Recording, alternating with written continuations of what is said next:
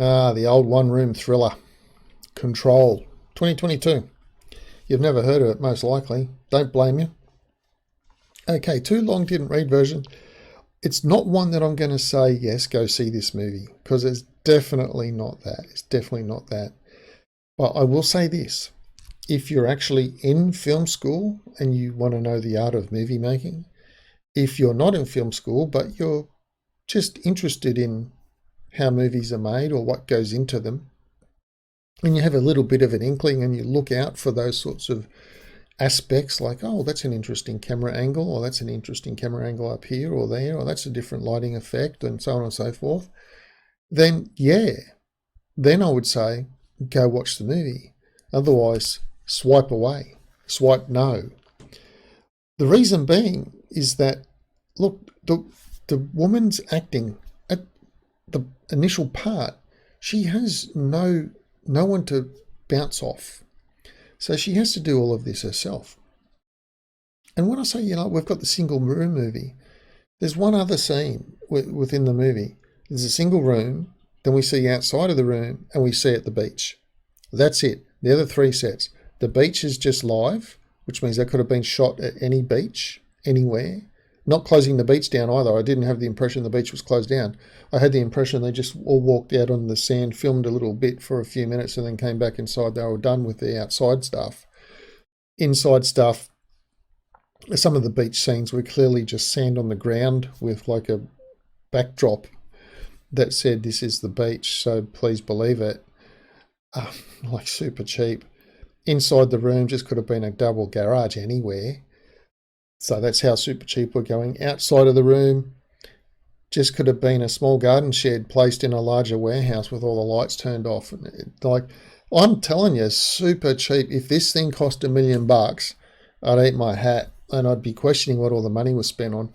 I've seen YouTubers with more elaborate lighting setups in terms of color changing and things in their YouTube studio than I've seen in this. So that's why I say, if you're a student of filmmaking in any way, shape or form, unofficial, I'm not saying you have to be looking out to get a degree, but when I say student, I mean that figuratively and literally, then this is a good movie to see.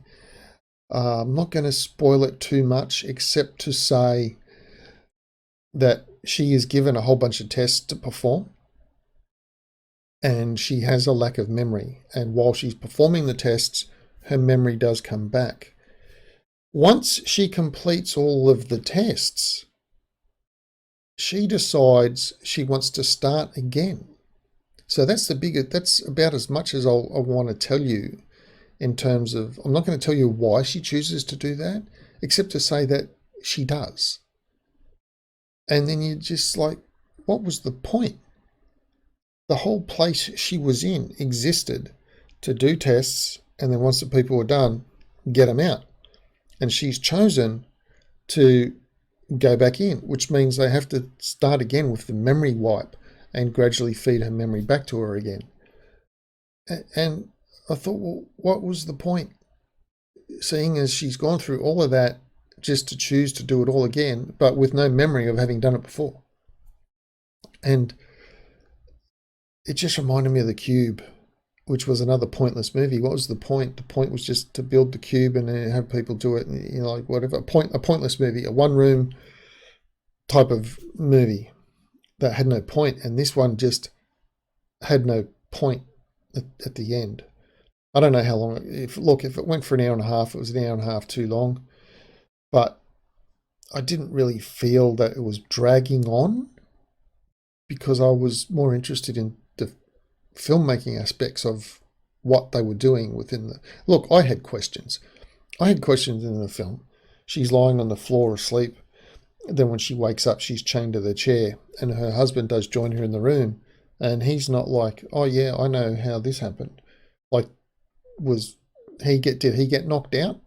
Like, who put her from the floor to the chair and tied her up? Like, those sorts of questions that I had weren't really answered in the film, but it didn't really matter anyway, because she chose to do it all again, which just made the whole thing pointless. So it's not on the list of things you must see, I wouldn't see this for entertainment, but well, hey, maybe you'll be entertained if you think of it from a psychological point of view.